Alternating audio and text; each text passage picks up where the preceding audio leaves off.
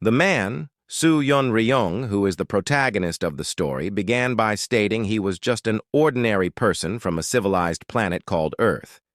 He was coughing up blood when a child brought him a small bread roll from her mother and asked him to get better. After that, the little girl leaves in the blizzard. He repeated that he was an Earth inhabitant who had arrived in this strange world 50 years ago, and doesn't even know how he ended up in this weird planet. He recalled that he and his co-workers had been swept away by a landslide while going to a lecture. They all woke up in this bizarre place, facing strange beasts like a three-tailed fox and a two-headed snake. They also saw people flying in the sky, reminding him of fantasy novels. He never imagined that all of his colleagues would have a better life than the one he had led. Soon, magical beings known as sages appeared and recognized the extraordinary talents of his friends, taking them to different parts of the world and heavens. Only he and Director Kim were left behind. They had hoped to be special too, but realized they were just ordinary and had to do manual labor to survive. 6 months later, Director Kim decided he couldn't live like that. He bought a simple martial arts book and, shockingly, mastered it in just 3 months. Kim quickly became a powerful warrior renowned globally, while Soo Yun Ryong remained ordinary. Soo Yun Ryong spent 50 years wondering if his own special chance would come. He tried to build a life, learning the language and buying land. He even used his earth knowledge to make and sell soap, but his recipe was quickly stolen by wealthier people, driving him out of the market. Now, 50 years later, he was an old man dying alone from a cold, feeling rejected and powerless. As he thought about needing just a little more strength and opportunity, but now he doesn't even have the energy to keep his eyes open, and just like that, he died. However, this can't end here. Death was apparently just a coffee break for him. From here onwards, we will call him Soo Yun for short. Soo Yun suddenly woke up looking at his own hand, and immediately realized he was back in time, wearing the same clothes, with his co-workers groaning around him. And that's when it hit him. He had come to this world with the power, yes indeed, the power of regression. He was back on the very first day they arrived. His co-worker, Section Chief John Mayang-hoon, who was the pampered son of a director and a constant bully, shouted at him, calling for Manager Seo. Soo Yun, having forgotten the title, didn't respond quickly enough. John, believing Soo Yun caused the accident, punched him in the face. Soo Yun remembered that in his first life, he lived like a forgotten man and decides to changing the past. In his previous life, he had just apologized and let himself be bullied, a habit that continued for 50 years. This time, he decided to fight back against someone he could handle. He said they shouldn't fight, but John punched him again. Soo Yun returned the punch, realizing that years of violence in this world had taught him how the human mind works. He beat John until the section chief was terrified and finally cried out, "I'm sorry." Soo Yun realized he might not have a special martial talent, but he had the ability to change his fate. All of Soo Yun's co-workers were shouting at him, telling him to calm down. They couldn't believe he had beaten up his co-worker like that. Then, out of nowhere, Soo Yun instantly switched to acting like a calm, reasonable human being. So suddenly, it was like someone hit a secret peaceful mode button on him. He claimed he'd just lost his temper and tossed out a half-hearted apology. Manager Kim said there was no point in apologizing and added that even though John had crossed the line this time, Soo Yun had gone way too far by beating him up. Soo Yun knew that out of everyone there, the only person who would even slightly take his side was Director Kim, so he pretended to agree with him even though he wanted to beat his ass even more. He was aware that this man would become one of the strongest martial artists once he started training, so staying close to him was part of his plan. The protagonist went over to John with a half-assed apology, admitting he might have overreacted. John looked like he wanted to say something, but one glare from Soo Yun made him close his mouth so fast it was almost funny. He quickly turned away in fear. Kim then looked out at the forest and said they needed to get out of that place and find a village or something similar. Su-yun knew that was the logical thing to do, but he also knew that logic didn't work in this world. This was the world of immortals, where everyone pursued their own immortality, and the only real rule was that the strong devoured the weak. Anyone with a sword would fight for fame and honor. And Su-yun explained that the forest was called the Path of Ascension, and unfortunately there was no nation, village, or settlement anywhere nearby. Su-yun then told Kim that the sun would set soon, so they should probably set up camp somewhere safe. Kim agreed, but asked where their supply-filled car had gone. And if they could find their car, surviving would be much easier. Su-yun already knew it was a hopeless cause, but he also knew no one would believe him if he simply said so. He thought about trying to convince them that the car was impossible to recover, but he had a better plan in mind. He told them that the most reasonable choice was to divide the group. One team should search for the car while the other set up a safe campsite. That way they wouldn't lose time and would secure both possibilities. Since the idea sounded logical, everyone agreed. As the night fell, the search team returned with nothing to show for their efforts, exactly as Su-yun had expected. With no car found anywhere, they settled around a campfire they had built, accepting that this was where they would have to spend the night. The group was eating some different version chestnuts that the protagonist found, which turned out to be surprisingly tasty. Su-yun mentioned that he had found more of them along the way, so they didn't need to worry about running out. At this, the manager praised him, saying that the situation was extremely difficult, but thanks to Su-yun, things weren't becoming too complicated. He added that ever since their time at the company, he had always known Su-yun was someone they could rely on. As the night continued, the three-tailed fox, the lord of the forest, appeared. Under the moonlight, Su-yun trembled as he greeted it, remembering how in his first life, this fox had torn everyone apart. The fox said the boy had a strange scent, something it hadn't smelled in 1,000 years. Hearing its voice, the people in the cave rushed outside and froze. Su-yun quickly ordered everyone to kneel and show respect. The fox scoffed, saying humans were always rude and that it normally would have taken all their limbs already. But since someone knew respect, it would forgive them. Mostly. Because they were in its territory, one of them had to offer an arm. Su-yun remembered how things went last time. Panic, screaming, and everyone losing every limb. Compared to that, one arm was nothing. Besides, those guys would arrive suddenly and heal everyone. He had even prepared an herb to help with the pain. Before anyone could react, he stepped forward and offered his own arm. The fox didn't hesitate. It bit it off instantly. Su-yun shook from the pain but chewed the herb. The fox licked its lips, saying it expected a different taste, but he was just like any other human. Maybe worse because of his impure veins. Su-yun apologized for the offering. The fox turned and declared they could stay in its territory for 7 days, and under its divinity, no one would die. Then the fox made a Super Saiyan jump and left. The rest of the group soon came calling for him, asking if he was okay. Su-yun said he was, and asked for help getting back to the cave.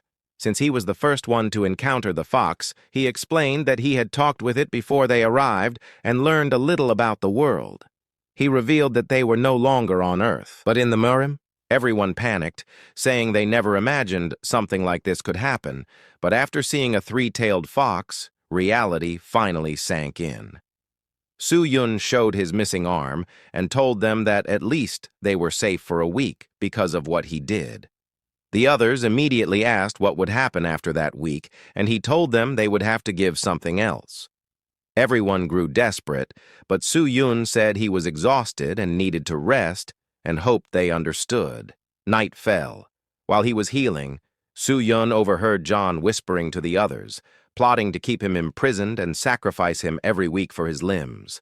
For now, John was busy making his little plans.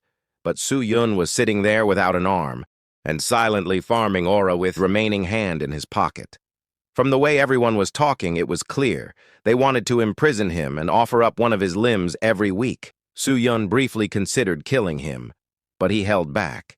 He needed to stay on good terms with Director Kim, and he knew fear was making everyone act irrational. Days later, another creature, a two-headed snake, appeared. Soo-yun remembered that in the first life it had sucked their blood until they were half dead. This time, the guy with the tracksuit offered his arm, but the snake took one taste and left, disgusted by unhealthy blood as the man's blood was contaminated with alcohol, nicotine, and cholesterol. Soo-yun took John to gather herbs, pretending he needed someone to inherit this knowledge, though he already knew the fox would not return. He berated John harshly, using the passive aggression he had honed over 50 years. They found an 800-year-old giant yellow bamboo root, an herb perfect for building physical strength, which John mistook for ginseng, and they started to pack up as the night began to fall. Suddenly, the sages appeared again, arguing. They determined which co-workers had spiritual roots, talent for cultivation, and which were mortals. John was found to have the golden thunder power, and the girls were found to have perfect immortal roots or other talents. The sages fought over the talented co-workers and used magical items to suck them up and take them away. When the muscular sage saw Soo-yun, he praised him for his bravery in losing an arm to the fox, and healed it in an instant with his powers. After they all left, they told the remaining group that the forest was safe for 10 years because of their passing. Soo-yun was relieved to find his arm was restored. The next day inside the cave, the girl in the pink clothes is spitting blood. The other one, the one in green, looks worried. At this point, I've already realized these girls must not be very important, because I still don't even know their names. I'm just calling them Pink Girl and Green Girl in my head like some lazy narrator. She comments that her friend in the pink clothes is not doing well. "What do we do?" she asks. "See if she just spits away a little longer," I say, still hoping one of them will eventually tell me their actual names. Soo-yun then suggested that they should simply wait a little longer, saying someone might coincidentally show up to heal her. The group found the idea strange, but at that exact moment, a man entered the cave and said that watching mortals suffer in such a place was like watching ants try to defeat a dragon. Kim asked who he was. The man introduced himself as Seahill, the Sea Dragon King. He explained that he controlled storms and had come because he sensed sudden rain gathering around the cave. He said the girl lying on the ground had somehow caused that storm. Although she appeared to be a normal woman, he could not understand how she possessed so much power, especially since she had not even been consciously manipulating the weather. Soo-yun replied that they were the ones who were confused. He said they had arrived in that place not long ago, yet powerful figures like Seahill kept appearing and taking his companions. Seahill laughed and said some of his colleagues must have arrived earlier and seen potential in the group. He added that it was ironic that he had conveniently appeared in front of the girl at that moment. He then asked whether the mortal boy understood where he was. He explained that the place was known as the Path of Ascension, a passage to the upper world. In a few months, the Gate of Ascension would open, an event that occurred only once every 1,000 years. Because of that, countless creatures and cultivators gathered there, which explained why so many strange people were appearing. Soo-yun said he understood, but Kim demanded to know why the rest of his friends had been taken into those sect-like objects. Seahill replied that it would be difficult for a mortal to comprehend. In that world, it was normal to use magic that allowed one to increase or decrease the size of objects. The ones who had taken Kim's friends probably stored their entire sect inside one of those artifacts. Their plan was to cross the gate while carrying everyone inside, just as Seahill himself kept his dragon castle stored away, where over 8,800 dragons slept. Seahill said the girl was extremely peculiar and had the potential to become extraordinary if she joined them. Kim tried to protest, but suddenly he collapsed to his knees, his eyes bulging from the immense pressure.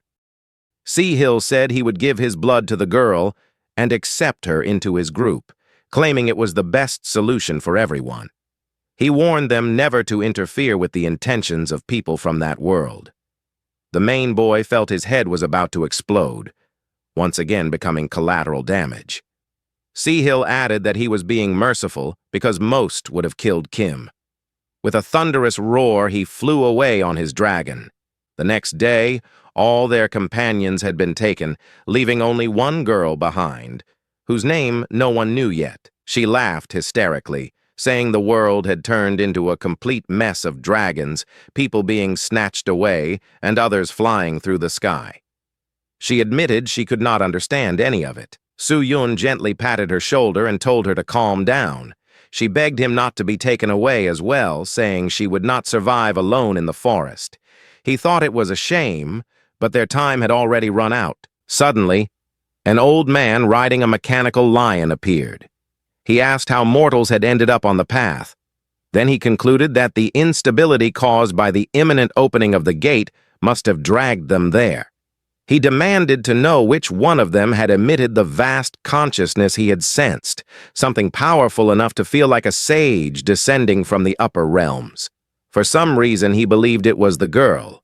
The old man ordered the boy to stay where he was and warned him not to interfere, saying the girl was now his colleague. With a single glance, the old man struck Kim again. The poor man was attacked by everyone who appeared. Thankfully, the protagonist cushioned the blow so Kim wouldn't die, but his ribs were badly torn. The strange old man cupped the girl's face and declared that he would take her with him.